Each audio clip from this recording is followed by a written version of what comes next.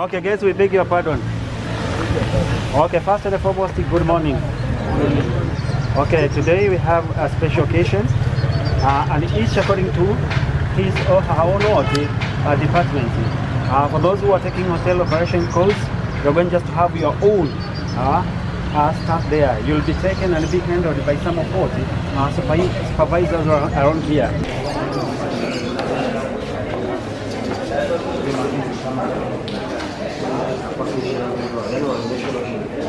Kwa naandaa menu. Kishaandaa menu tunapanga kwenye blackboard. Mtu anabeba majukumu yake jinsi utendaji wake wa kazi. Chef wa pesa atapita, atajua chef kwenye pesa ameandaa risati ya aina gani. Sehemu ya salad atapita, ataangalia chef ameandaa salad za aina gani. Sehemu ya hot kitchen, upande wa sausage, mboga mboga pamoja na nyama. Na chef atapita, atajua kitu gani kinahitajika.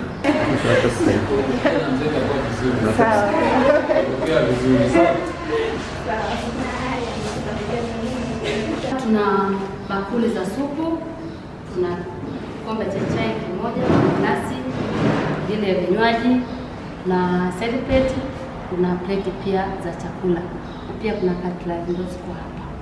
Lakini pia kuna table mat. Tamani kama ni bakuli. Kwa hiyo unaweza kumhudumia pia matunda yakampa dessert yake. Dessert ya matunda atakula mfo. Hii itabaki. Lakini kama atakula pancake lazima atatumia vote, maana hii ni kwa ajili ya kukata. Kikata hivi, hii inashika, hii anakula.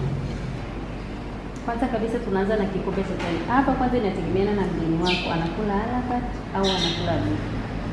Kama anakula butu, maana vikombe vyake vimepangwa pale, kila kitu kimepangwa pale. Lakini kama anakula haraka, maana kuna mwekea kila kitu mezani. Utamkorogea, utamuuliza kama anatumia chai, anatumia kofi, vitu kama hivyo. Nakalala sana. Ndio kama pesi. Na hili joto mtu. Jamani, ile joto linaonekana tu mchana huu, lakini usiku hapo utafuta. Umelala. Ile blanketi linaloonekana. Type of room au utachagua.